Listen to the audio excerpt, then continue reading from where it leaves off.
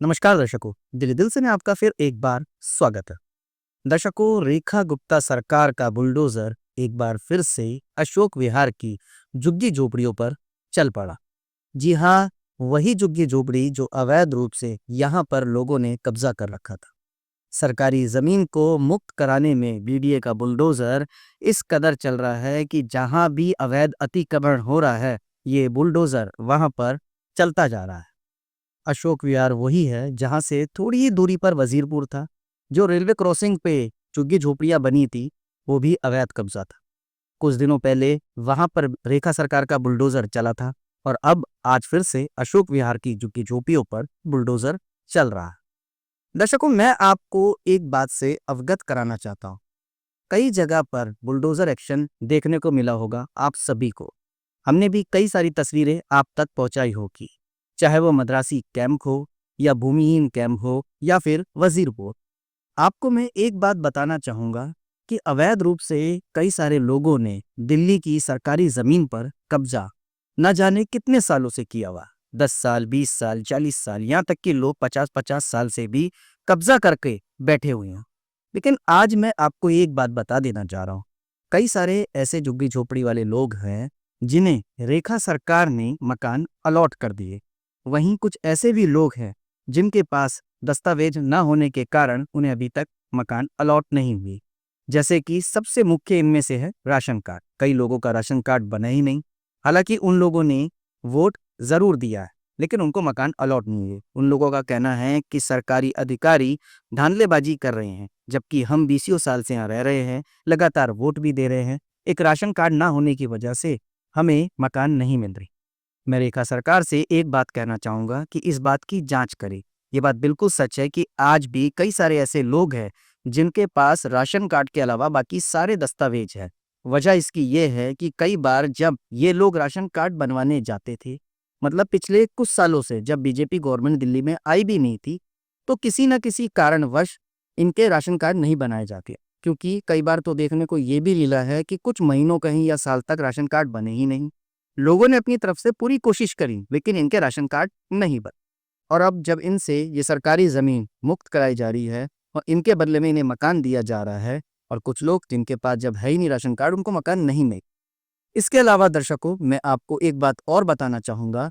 आपने देखा होगा कि जितने भी लोगों ने सरकारी जमीन पर अवैध कब्जे कर रखे, एक एग्जाम्पल के तौर पे मैं आपको बताना चाहूंगा कि जैसे 10 लोग हैं, 10 में से 8 लोग शायद जिनके पास काफी सारा पैसा होगा, या वो कुछ भी कामकाज करके कहीं और अपना गुजर बसर कर सकते, या कहीं जो रेखा सरकार ने मकान अलॉट कर रखते हैं उनके लिए बेस्ट है।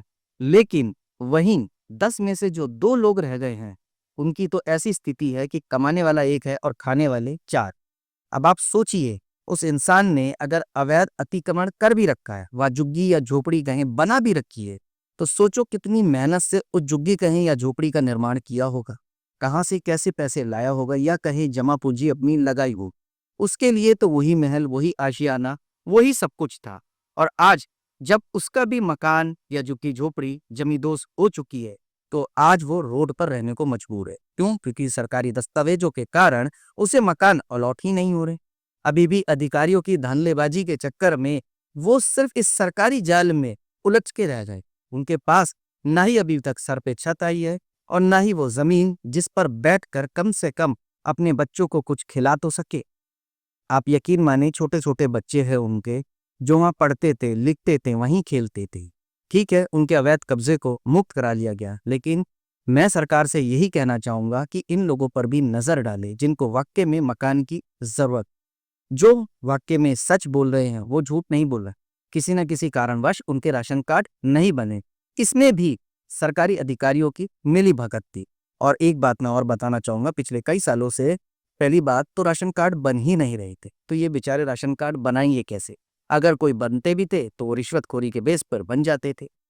तो इन लोगों के बारे में भी रेखा सरकार सोचे। आज भले ही अशोक विहार की झुग्गी झोपड़ी पर रेखा सरकार का पीला पंजा तोड़ रहा है, लेकिन कुछ चीजों को सरकार को सोचना चाहिए।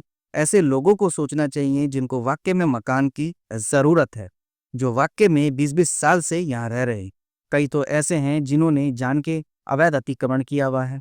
आप देख सकते हैं कि कई ऐसे झुग्गी झोपड़ियों के भी मालिक बताए जाते हैं, जो मालिक कहीं और रह रहे हैं, लेकिन उनसे किराए के रूप में जो उनके झुग्गियों में रह रहे हैं या झोपड़ी में रह रहे हैं, उनसे किराया वसूल कर रहे हैं। तो मालिकों का तो कुछ नहीं, उनके पास तो सब कुछ है, लेकिन उनका क्या? जिनके पास कुछ है ही नहीं, जो बीसियों सालों से रह रहे हैं, सरकारी अधिकारी कहें या पुलिस कहें, जिनका शिकार बनते हुए आए हैं रिश्वत के रूप में, अब आप खुद बताएं इनका क्या होना चाहिए?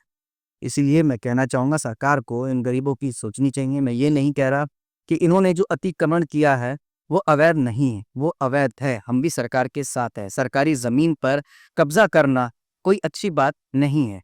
लेकिन इसी सरकारी ज़मीन पर कुछ ऐसे भी लोग हैं जिन्होंने मजबूरी के चलते यहाँ पर झुग्गी-झोपड़ी बनाई, क्योंकि उनके पास घर खरीदने के पैसे नहीं थे। अब या तो वो घर खरीदते या अपने बच्चों का लालन-पालन करते। पिछली सरकारों की वजह से आज ये शिकार हो रहे हैं। पिछली सरकारों ने इन्हें अपने वोट बैंक के तौर पर देखा। इसलिए मैं बीजेपी सरकार से, रेखा सरकार से अनुरोध करूंगा कि इनके बारे में सोचा जाए और उन सरकारी अधिकारियों के ऊपर भी नकेल कसी जाए जो इनसे अवैध वसूली करते हैं, रिश्वत लेते हैं, और आज तक वो अभी भी यही कर रहे हैं। अभी भी कई जगह पर रिश्वतखोरी चलती जा।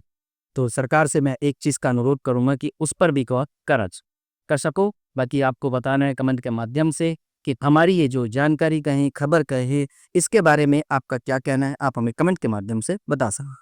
धन्यवाद।